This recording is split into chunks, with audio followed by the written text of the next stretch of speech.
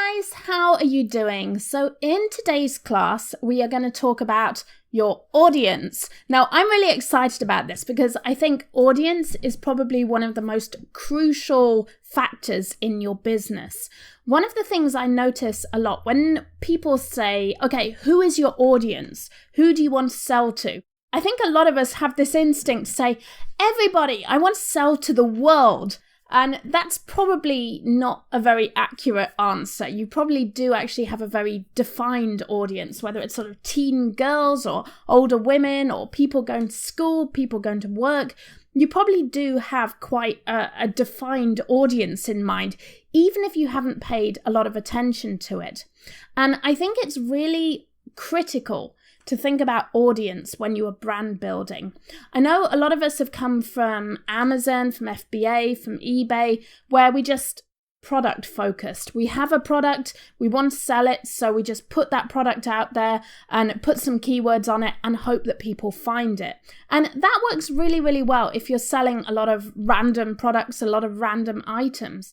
The problem with it is that it's not particularly sustainable. You're just selling whatever it is that you happen to have. Now, if you approach it from the opposite angle, that you build up your audience first, then you're actually in a really good position because an audience is more sustainable. If you create an audience around a particular topic or a particular niche, like people who love kittens or people who love unicorns, people who get tattoos, people who love high-end cosmetics.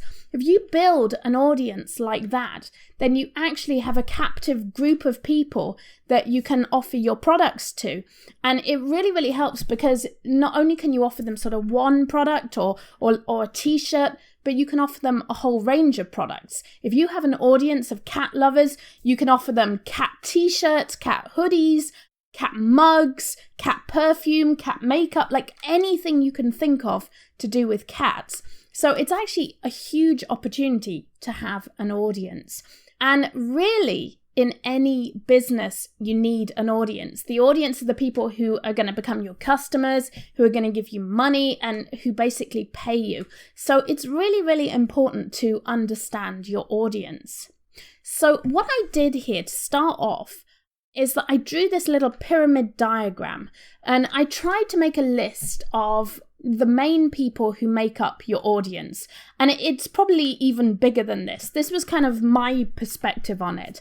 And what I wanted to do with this was start with the people who are most receptive to your message. That is, people that really understand what you're doing, love what you're doing. They're pretty much your fans. They really want in on everything you're doing and they will keep buying from you if you keep putting products out there. And those people are your current customers. Probably the best people you have in your audience are people who have already bought from you. In e-commerce, there's a lot of ways to keep reaching these people. Shopify have retargeting built in. Facebook has targeting pixels. You're probably building an email list of your customers. And if you're not, that would be a great thing to be doing. Obviously, that's something you can't really do with Amazon because they hold on to their customers and you're not allowed to contact them. But if you have your own website, then it's absolutely a great idea to collect your customers' contact details, their email addresses, and you can offer promotions to them over and over again, and hopefully they'll keep buying from you. So your best audience members are your customers, and really your goal is to bring all the rest of your audience up the pyramid towards being your customers. Now, after your current customers, probably the next most receptive people to your message, to your products, are going to be people that you've met in real life, people who've come to your meetups, people who've come to workshops, people who've heard you speak, or just your friends, family, people in your church group perhaps, people in your school group. There may be a lot of people out there who would love to hear more about what you're doing. After that, Facebook group members. And this is probably me sharing some of my sort of personal experience in here, but I found that Facebook groups have been really pretty much unbeatable for connecting with people, making an offer to them. And in fact, probably most of you who are watching this course have come here via one of my Facebook groups. So I think Facebook groups are really immensely powerful from a marketing perspective, from a perspective of learning about your customers. And I very much see audience as a two-way thing. I'm not just broadcasting to people. I'm actually learning from everyone in my groups. I'm learning more about what they need. I'm learning more about how I can help them. I'm learning more about the products and the projects and the information they want to see. So if people say to me like, oh, Catherine, I'm struggling for a niche for my t-shirts, I'm like, oh, there's a problem that needs solving in my group, and it's an opportunity for me to put together a niche list for t-shirts that I can then offer to the group as a product. So a group is actually a really great two-way communication. People you can learn from and people you can make an offer to. And you may say, well, okay, I don't want to be an Amazon guru. That's not really what I'm looking to do. Well, this works for everything. If you have, say, dog training, if you have doggy products, I know like April makes dog harnesses, maybe you could create doggy water bowls or mats or bedding or something like that, then have a Facebook group for people who love their big dogs or love their small dogs or love their dogs. If you create that Facebook group, you have people you can learn from. You can say, hey, what are your dogs doing today? Do your dogs like their bedding? And then people can tell you all the problems that their dogs are having with their bedding. And that gives you a problem to solve. And it also gives you a potential market. So we are going to talk about Facebook groups in more detail later in this course, because I think Facebook groups are becoming a very, very important marketing source. Probably more so at the moment than Facebook pages. It keeps kind of going up and down, but at the moment, Facebook pages are not getting a lot of visibility in Facebook's algorithm. The only way they're really very useful at the moment is if you're willing to spend on paid advertising. Whereas Facebook groups are organic. I don't pay any money to have treasure hunting at the moment. Don't get any ideas, Mr. Zuckerberg. But at the moment, I mean, running my treasure hunting group, completely free for me. It does take time, it does take some energy, but it's a free service and it's amazing for organic traffic. Now, after Facebook group members, I think the next most receptive members of your audience are probably your newsletter subscribers. So I think it's a great idea to build up emails, to build up an email list, because people do still open emails that are in their inbox. And this is another thing we're going to cover in the course, how to actually put together a newsletter and what software you should be using to handle that.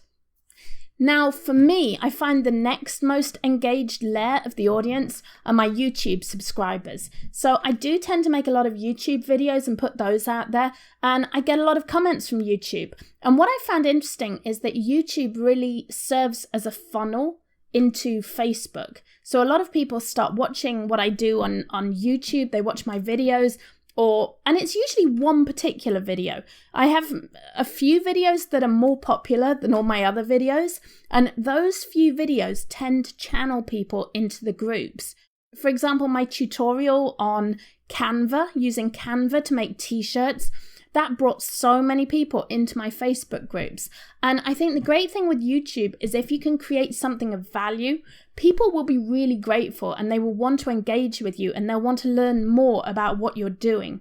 And going back to our example with the doggy bedding, I think this is an amazing opportunity where you could share dog training tips, or maybe even better, you could do sort of sleep problem tips for your dog. If you think your dog is waking up in the night and howling, then maybe you could make a video to explain some things that people could do to help their dogs stay asleep. And it's not difficult. I mean, you just go online and you can research this yourself and just say, how do I keep a dog asleep? Or how do I stop a dog howling in the night? And then you can just take that information, put it into your own words and do a top 5 ways to keep your dog peaceful at night. And the great thing then is that on YouTube, you can put a note and say, please check out my doggy bedding or doggy sleep problems Facebook group. And you start bringing people up that pyramid towards becoming customers of yours. Now, I know a lot of people aren't comfortable with making videos. They're not comfortable with their voice. They're not comfortable with being on camera. That's okay. There are a lot of other ways of making videos. You don't have to be in them. So we will talk about this again later in the class. So this is another class that you've got to look forward to coming up later in the course. Now, under YouTube, it starts to move more into probably the wider internet. And I think there are a lot of forums like Quora, Medium, and Reddit where you can actually reach out to a whole lot of people. So one thing that a lot of people do is go on Quora and they search for questions, topics that are about their particular niche. So if you're the doggy bedding person, you can absolutely go onto Quora and look for dog behavioral issues. And that's a great place where you can say, well, here are some things you might want to try with your dog. And also, I have this great doggy bedding. And you can slip the link in there. You can just bring some attention to yourself. It's not a place to market hardcore, but you can absolutely put links on there, and you can put in your profile that you are a consultant in doggy sleep issues, for example. So you can really reach out to people on Quora, you can answer their questions, and the great thing is with Quora, you're not just answering that one person who has the question, you're actually answering everyone who's going to be browsing doggy questions, everyone who looks up that question. And the great thing with using forums like Quora, Medium, and Reddit is that they're highly searchable by Google. So if someone goes to Google and says, how do I keep my dog sleeping at night? The chances are they might find a thread on Quora or Reddit because Google gives those sites very high priority. So if they go to Google, they say, how do I keep my dog sleeping at night? And then they go to Quora and then they see your answer on that Quora question, or on Reddit similarly, then they might follow you and say, great, okay, I want to find out more about this person. Obviously, they know what they're talking about. They're very helpful. And again, you start funneling them up. One thing I will say here, be very, very careful with Reddit. Reddit does not like marketing. Reddit likes people who are genuinely helping. So be very careful with how you use Reddit, but be aware that they are part of your audience and you may not want to actually market to them so much as you want to learn from them. So remember, the audience is a two-way thing. It's not just about you broadcasting and marketing and trying to sell to people. It's about listening and listening out for problems that need solving. Now, coming right down towards the bottom of the pyramid, I've put group lurkers on here. So I actually, nearer the top of the pyramid, we've got engaged Facebook group members. And what I mean by that is the people that talk to you, the people that talk to the group, the people that say, hey guys, this is my day today, or the people who ask questions. Those engaged Facebook members are awesome. Those are the people that you really, really want as many of as possible, and you want to encourage them. Group lurkers, not so much. I mean, they are there. They may become potential audience. They may become engaged Facebook group members. And that's really what you want to do with them. You want to bring them from lurking and not posting to actually joining in the group and contributing. And then they start to get more involved with you. They start to have a relationship with you. And hopefully they start moving up to a point where they want to go to meetups or they want to go to workshops. Or ideally, they want to buy from you. Awesome. And then down right at the very bottom of your pyramid here are things like Twitter followers. I don't mean things like, I mean people like. People like Twitter followers, people who like your Facebook page. I mean, you're not going to get a lot of screen time in front of those people, but they probably will see your message at least once or twice. And also people who just happen to see your billboards or your adverts or your banner ads or mentions of you. Those are probably right down at the bottom. Those people don't tend to convert easily into engaged, interacting audience members, but they are there. So basically the key with this is that you want to bring people as near to the top of your pyramid as possible until they become your current customers. And that's really what you're looking for here. If you have a business, you want customers. So what I want you to take from this is that your audience isn't just about the people that you're currently selling to. Your audience is actually this really big pool of people that you can bring closer and closer to you, establish a relationship with, and then offer your products to. And I think it's really, really exciting to actually look at it this way, because you realize how many people you come in contact with. And it's a lot of people. And there is really a progression to getting them more involved with you and involved with your products. I think your audience may be bigger than you think. And I'm sure you can also think of more people that you can add to this, more places where people might see your message and more ways that they can connect with you. And that's great. That's really what you want here, because there are a lot of options out there. There's Instagram, there's Amazon Spark, there's SlideShare, there's a whole bunch of other marketing places where you can really start to connect with people. But these are some of my favorite, and I think this is a really good sort of progression to aim for. So let's move on and see, well, okay, what do you need to know about your audience? And what we're going to do in this class is we're going to start building profile or an avatar of your ideal customer. And this is great because it gives you something to aim for when you're creating adverts, when you're creating a Facebook group. What you want to do is know who your audience are. You want to know what their problems are. You want to know what you can do for them, and you want to know how to reach them. So these are the key facts that most marketers look for when they're trying to get to know their audience. So the first thing you want to know is, where do they live? You want to know all about their geographic location. And you may not ever go and meet your audience. It may be completely online. And I think in 2017, a huge amount of business is done online. But it can be really helpful to just knowing more about them, knowing whether they live in the US or in another country. And I find especially I get a lot of questions from people in the UK, a lot of people in Europe or in other countries asking me about whether my products are relevant to what they're doing in their country. Awesome. So let's start learning more about your audience and what you need to know about them. So a lot of marketers talk about demographics, and that really includes a whole lot of things. The first thing you need to know about your audience is where they live. Their geographic location is super, super important, especially country. Now, if you just want to sell to the US, then that makes life very easy for you, because it's very easy to target people in the US, and it doesn't really have any sort of complicated issues with exporting your product or selling your product overseas.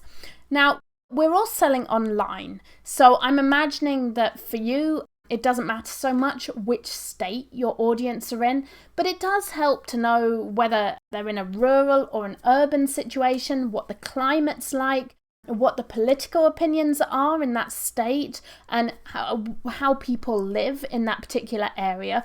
All of those factors can really help you put together much more about your audience. You understand more about how much money they might have to spend, what they spend their money on, and whether your product can interest them and how your product can interest them. So geographic location is probably the first thing you want to know about them. The second is demographics, and demographics includes their gender. And of course, I mean, if you're selling cosmetics, probably your main target is going to be women, although that's not necessarily true. I see in Sephora and MAC now, they both have, I've seen men in the windows of both of those on the posters. So, I mean, you could easily be doing cosmetics for men, in which case, again, gender is very important to know. Generation is good to know. Generation determines a lot of attitudes, a lot of things about income, the way people live, like knowing whether they're Generation X or millennials or baby boomers really does affect what people want, what they're looking for, and how they spend their money. And similarly, age. Language is really good to know. You may want to reach people with different languages, and that determines both your product, because you might want to say Happy Christmas, you may want to say Feliz Navidad, or you might want to put marketing messages in different languages. So that really helps with figuring out how to reach people, knowing their primary language. Family status, income, nationality, occupation, education, religion, all of those may be relevant. It depends on your product, it depends on your marketing and how you want to reach people, but they're good to know about your customers if possible. Now, there's also a thing called psychographics. So demographics are basic facts. They're kind of what people are born with, how they live, and the indisputable facts about their situation, their status. Psychographics tend to be more changeable. So you could also call psychographics lifestyle, because that covers things like the activities that people do, the opinions that they have, their politics, their values, their interests, their social circle, clubs, and memberships. And these are really critical things to know for marketing, because what you really want to know, and I've put this down at the bottom, is you want to know where you can find your audience and which messages they respond to. And I think more so than demographics, more so than geographic location, is knowing some of those psychographics. What do your people do every day? Where do they hang out? What do they want out of life? What changes do they want to see? What changes do they want to make? What problems are they facing? What solutions can you offer them? All of these are really driven by psychographics, and psychographics also really determine how you can reach people. And I know that's a huge problem. A lot of people say, I have no idea how to get an audience. I don't know how to drive traffic. I don't know how to bring people to me. Well, what you need to know is, first of all, who your audience are. Who are you trying to reach? And we're going to define that as we go through this class. We're going to put together a customer avatar that basically describes your ideal audience. So that's who you're going to reach. But once you know who you're going to reach, you need to know where you can find them. And this isn't like, okay, I'm going to go and like burst into my local women's group and say, buy my product, buy my bras. I'm not going to do that. But you do want to know if they're in a particular forum. Maybe you could talk to the moderator or the admin in that forum. And something I found is that something simple like that can be a huge tipping point in your product. If you find one person who has a group or a forum or a meetup where they have a lot of your audience in, and you make a good connection with that person, you can be very, very successful at offering your product to them and get a lot of sales all in one go. So it's really, really good to know where people hang out in a group and how you can find them, because then you can do a very well-placed advert. You can maybe send a message, or you can offer them some useful information or advice, just like we talked about on Quora or Medium or Reddit. If you can give people some really great advice, then you might get a really positive response and get a lot of people finding you very, very quickly. After knowing where you can find them, the next biggest piece of information you need to know is what kind of messages they respond to. And that's something that's harder to test, but you can get a good feeling for it by analysing who your audience are. You know, if they're teen girls, you're not going to go in sort of like very formal English. You know, if they're university professors, you probably don't want to send them text speak. So you can really put together a lot of information by just understanding your ideal audience, understanding who they are and where you can find them. Then you can start putting together which messages they will respond to. Now, the other key bit of information that marketers generally want to know about their audience is their behavior in regards to your product. So some of those factors are: what benefits are they seeking from your product? What do they want from your product? What problems does it solve for them? And what's really cool here is that people use things sometimes in ways that you might not expect.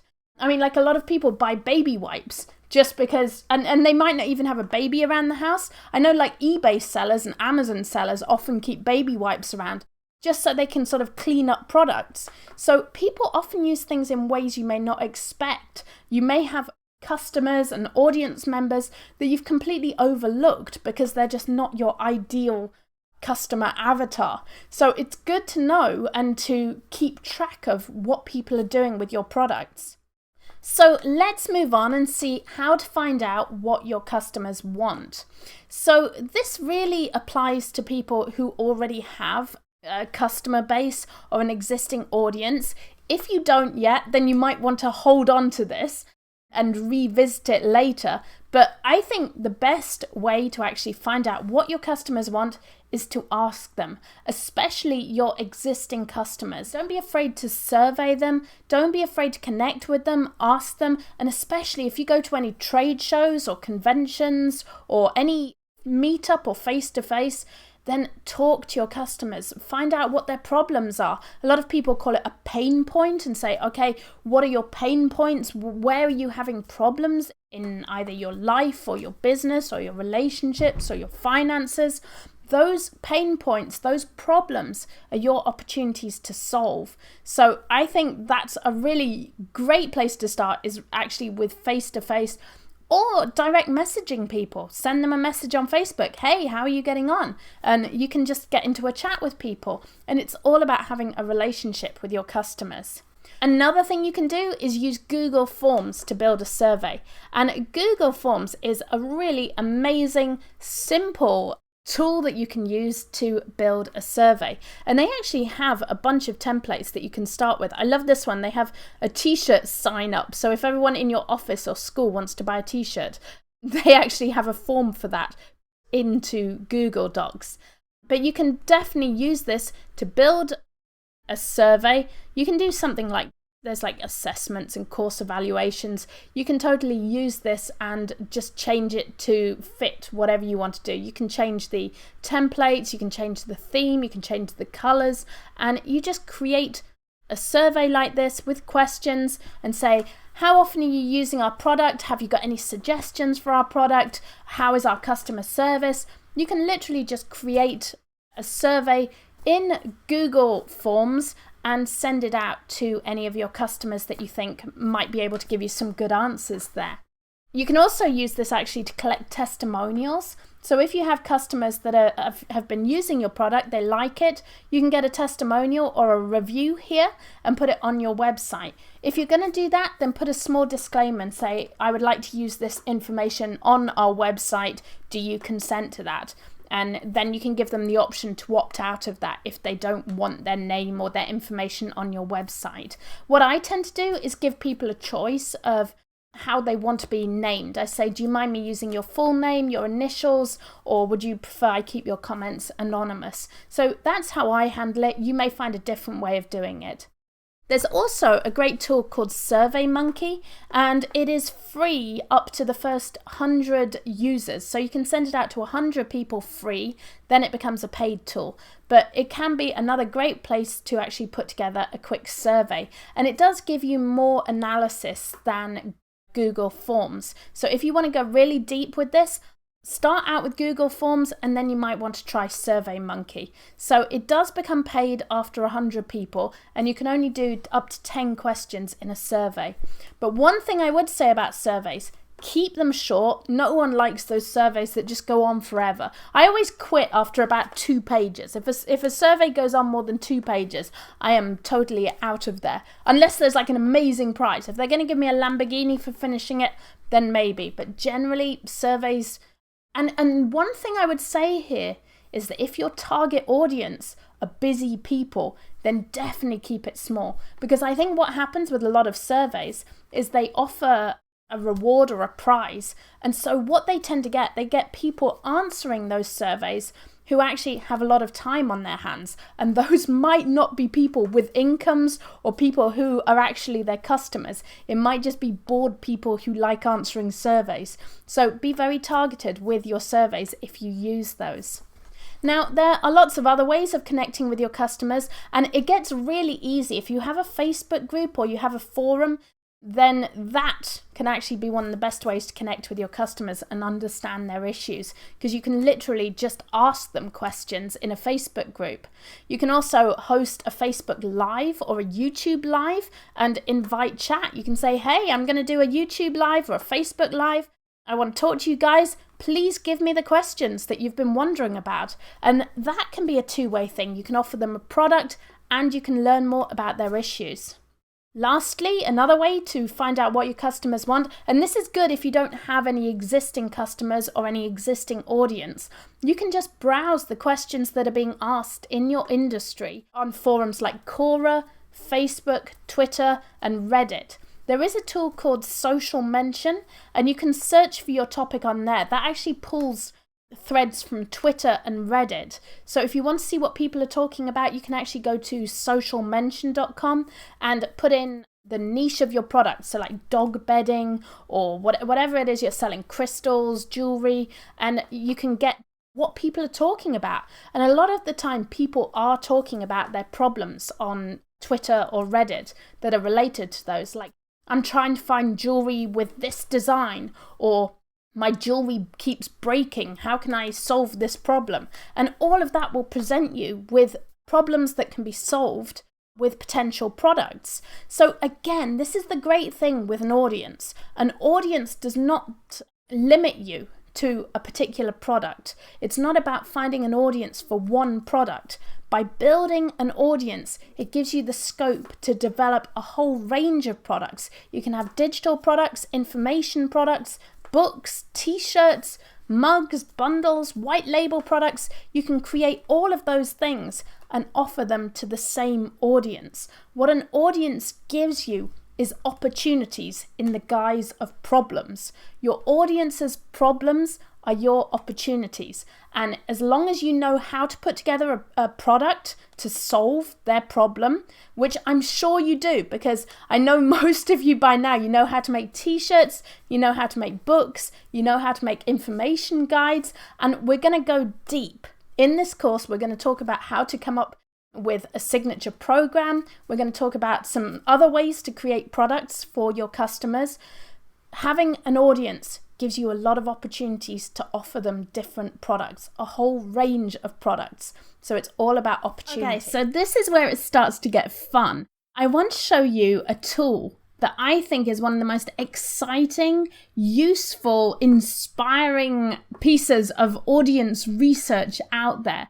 And it's also one of the most underrated because I don't see that many people talking about it or using it, which is a shame because it is really, really cool. And the reason I say it's really cool is because we just talked about how finding your audience's problems and their pain points is your opportunity.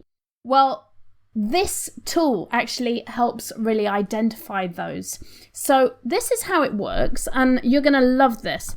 Now, if you took the Magic Formulas class, then you may be familiar with this because we did include it in there. But if not, if this is new to you, you are going to love this. It is a tool called Answer the Public. And to begin with, you have to talk to this guy. And he is called the Seeker. And he's just kind of impatient with you. But it's okay. Don't let him bother you. What we are going to do is look at a particular audience. So let's say, for example, that you sell comic book related items. Maybe you sell jewelry that has superhero motifs. Maybe you have t-shirts that are all about sort of comic books, and maybe that is your niche. You're all about connecting with comic book fans. So what you want to know is, what do comic book fans think about? What are their questions? What are their problems? So this is what you do. You type in a related search in here. So I'm going to put in Comic Con because I think it's better to pick something specific. I think it's better to pick something that's an actual product or an event or something sort of very, very obvious that your customer... This guy's putting me off because he keeps doing that.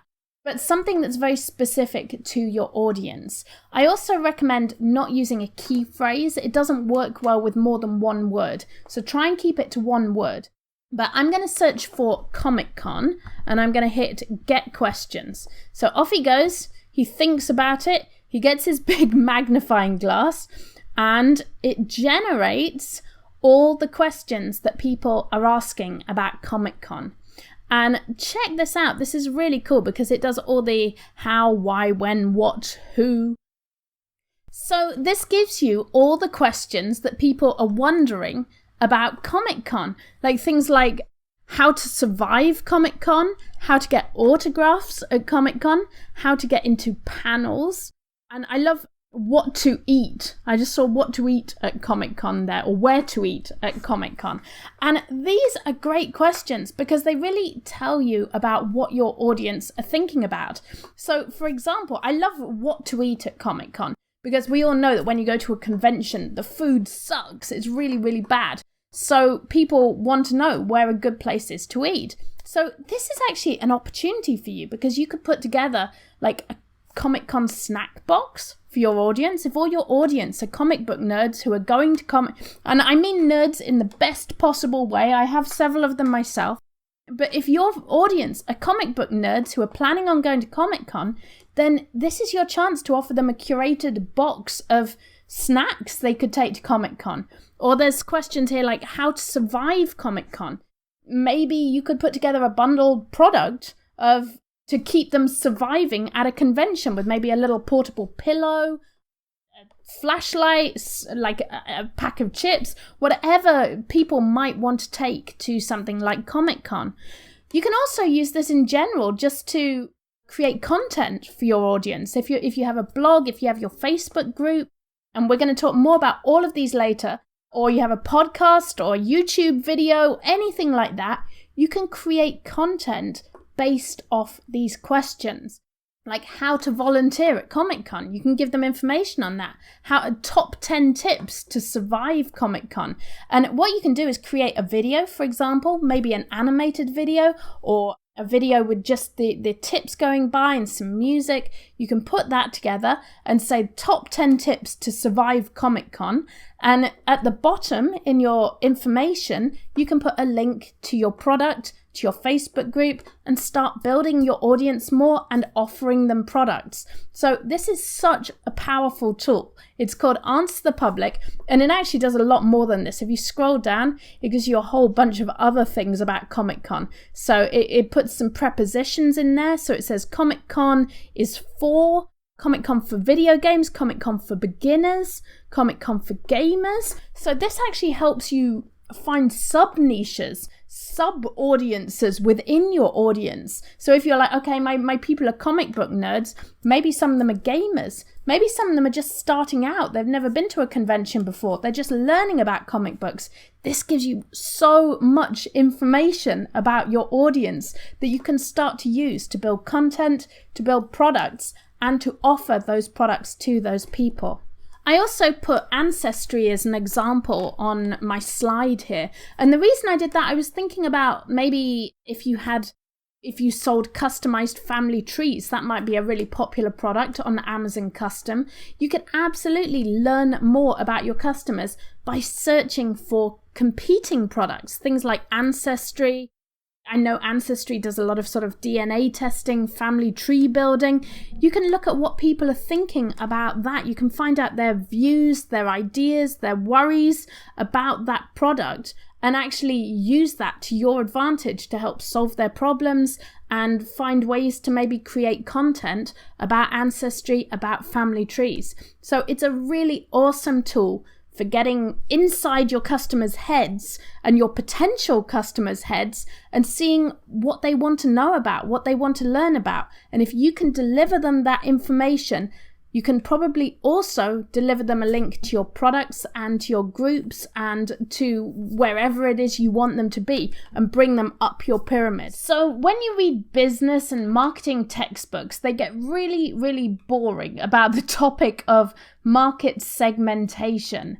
Traditionally, what a lot of companies have done is segment their market, their customers, their audience, by how quickly they buy their product. So you get into things like early adopters and the high level users, and then the laggards who are the slowest people to buy your product. And I think that's really a very simplistic view of market segmentation.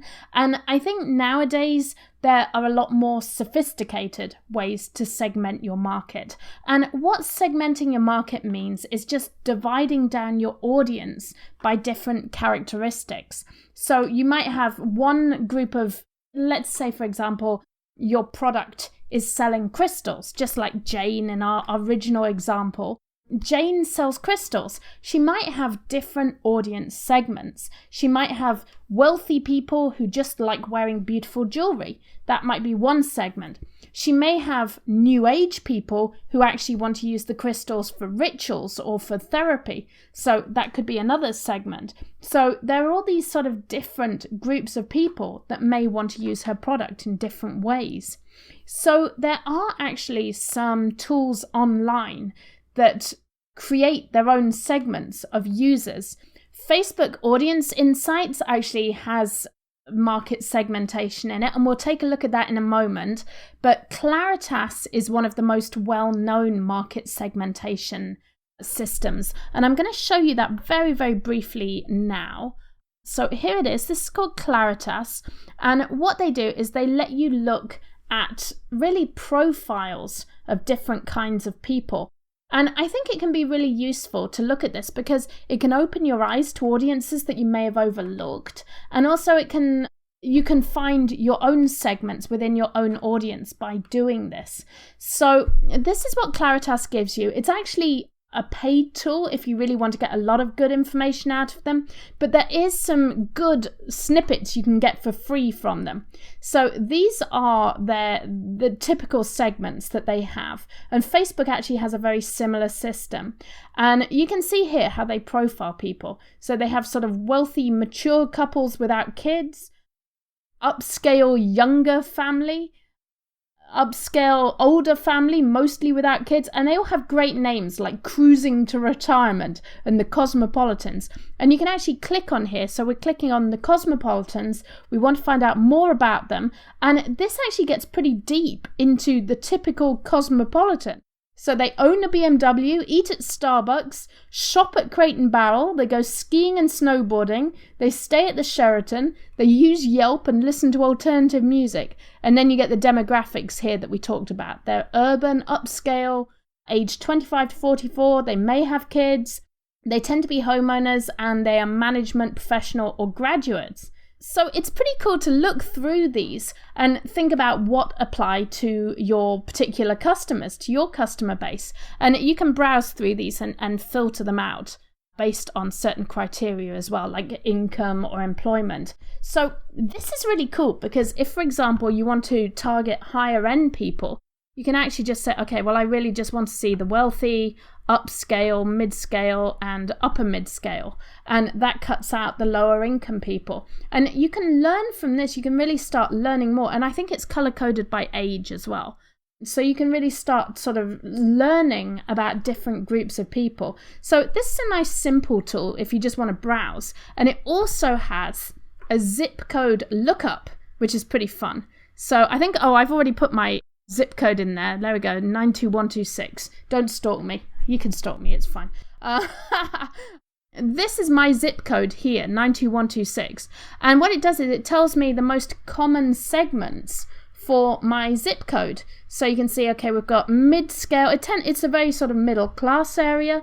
There's a couple of wealthy people, wealthy middle-age with kids, upscale older with kids, cruising to retirement, upscale young families, upper mid-scale young families, and mid-scale young families. So it's kind of mid-scale to upper scale.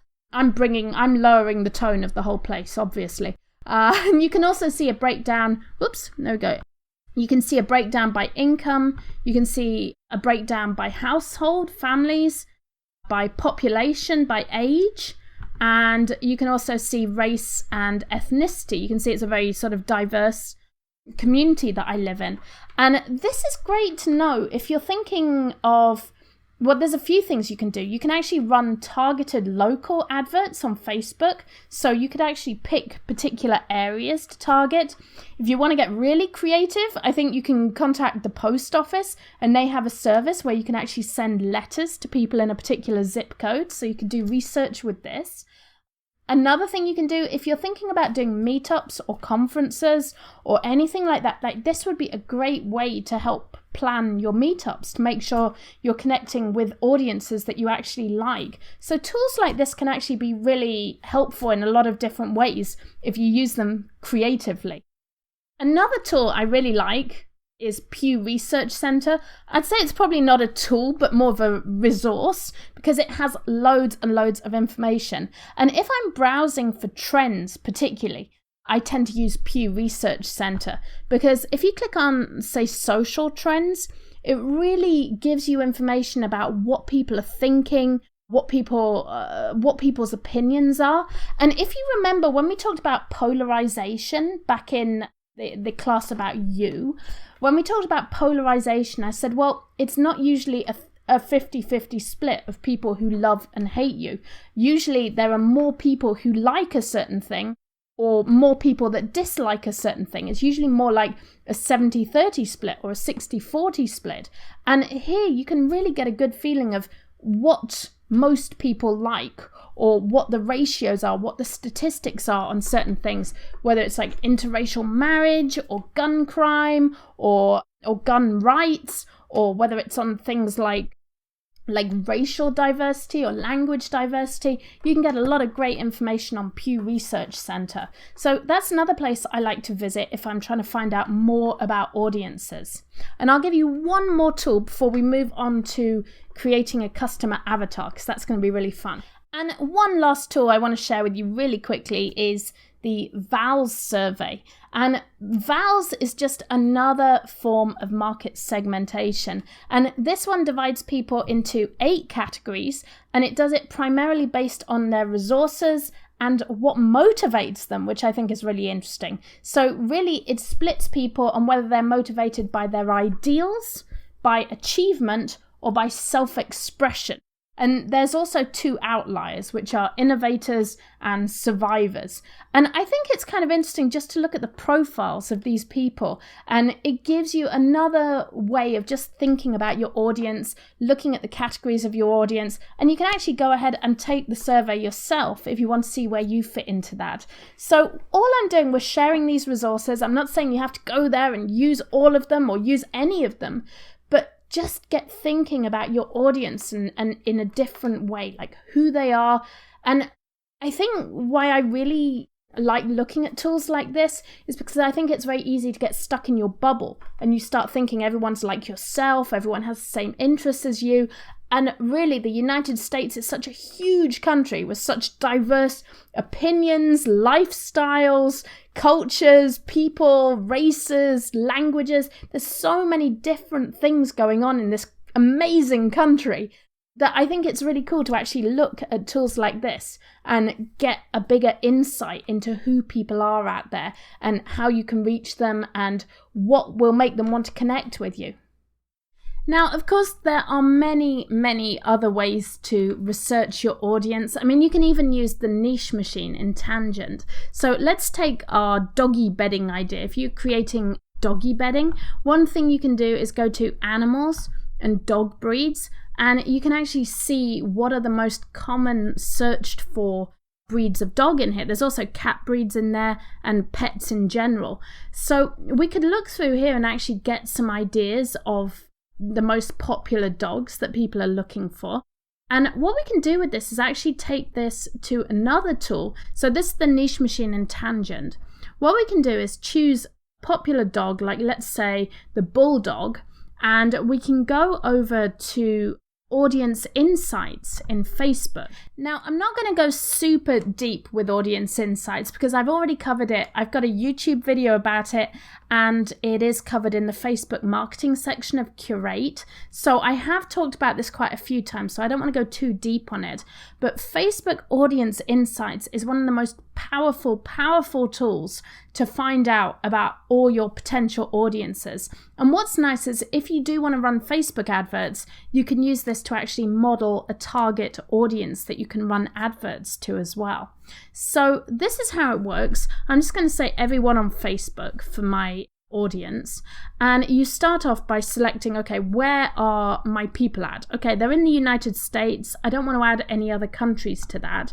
And it shows you the basic demographics, and here in lifestyle is what we've been talking about with segments. It divides all the people on Facebook into segments, and you can learn more about those by hovering over the little information button there. So you can see, for example, firmly established are upper middle class couples with school-aged children, and that makes up 8% of all the people on Facebook, and you can open it up and see all of them there. It also tells you the gender split, the age split, all of those kind of things.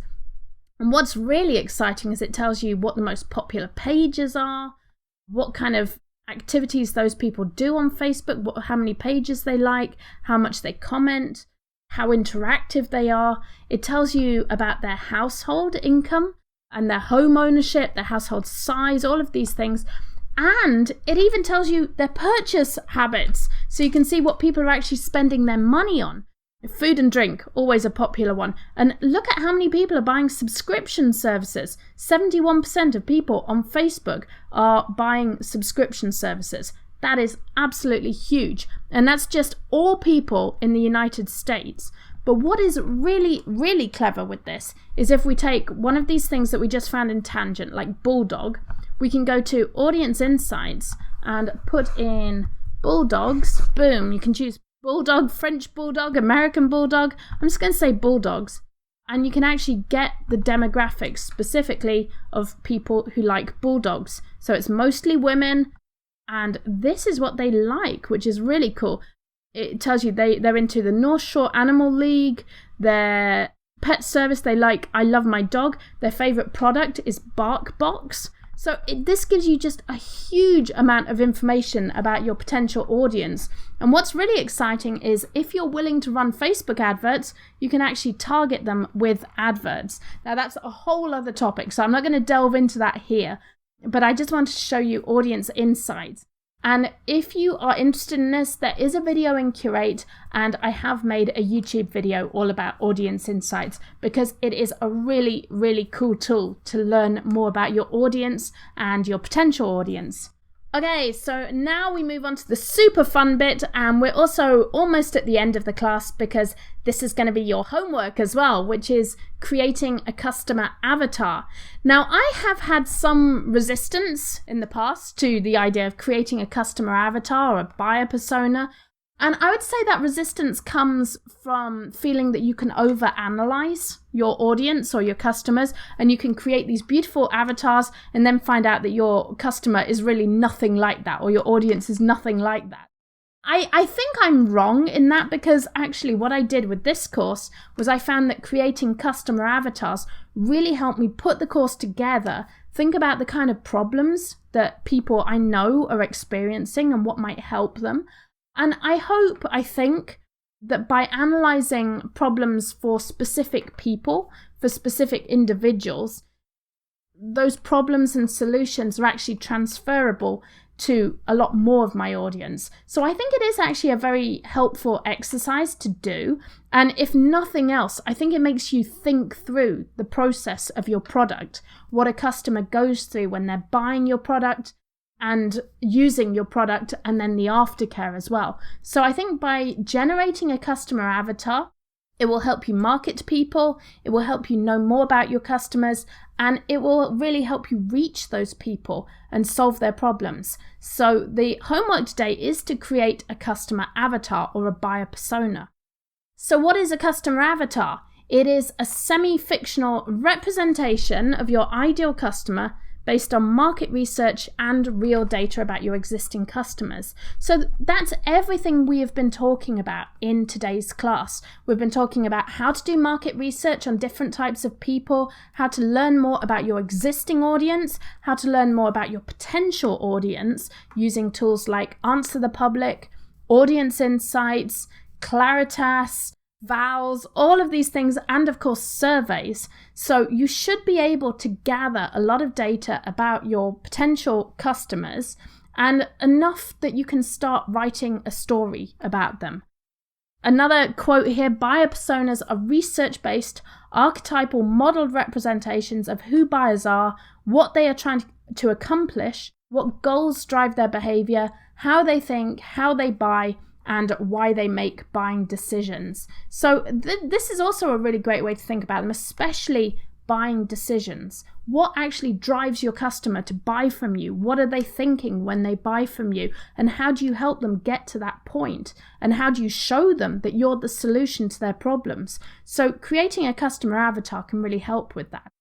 Now, there are a lot of different ways to generate an avatar, and if you Google customer avatar or buyer persona, you will find so many guides to doing this. Now, what I will say is start with a name and picture, because that really helps. It can be a stick man, it can be a photograph, it can be whatever makes you really connect with your customer avatar. So start with a picture, give your person a name, and then you start asking questions about that person. A few tips I put here. Don't fall into the trap of filling out lots of useless information.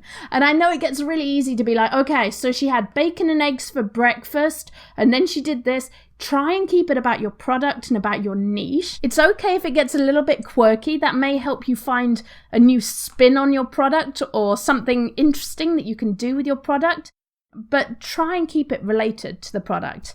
You may like to write this as a story.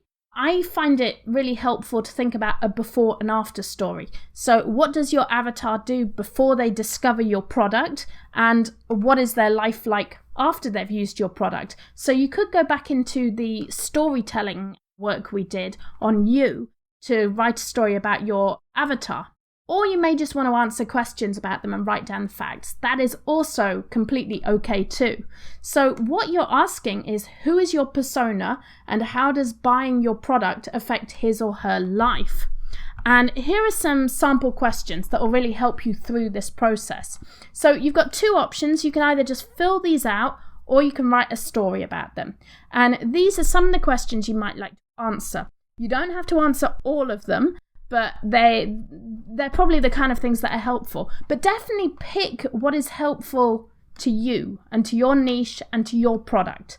So these are some of the things you might want to know. What problem is your customer struggling with? What is their next goal? Where would they like to be in 3 years' time? What are they afraid of? What do they love? What hobbies do they have? And what is great about answering these questions is sometimes it can open your eyes up to a whole new product idea or a whole new way of marketing to these people. So try and answer as many of them as you can. Have fun with it. Here is your homework. Create at least one customer avatar. If you like, you can be inspired by a current customer, but beware of outliers who are not typical. Sometimes the people who stand out most in your brain are not typical of everyone else who's your customer. So try and think of someone fairly typical that you know that's using your product. If you don't have any current customers yet, think about your ideal customer. Generate who you would like to go and sell to. Even if you just think about who would make you happy to sell to, who you would enjoy working with, because this is all about building a business that you like, that you feel passionate about, that you're excited about. So you can generate your ideal audience person here. You may like to use audience insights or a Claritas segment or a Vals segment to help you with this. So you've got a lot of help here to really help you answer these questions and generate your avatar.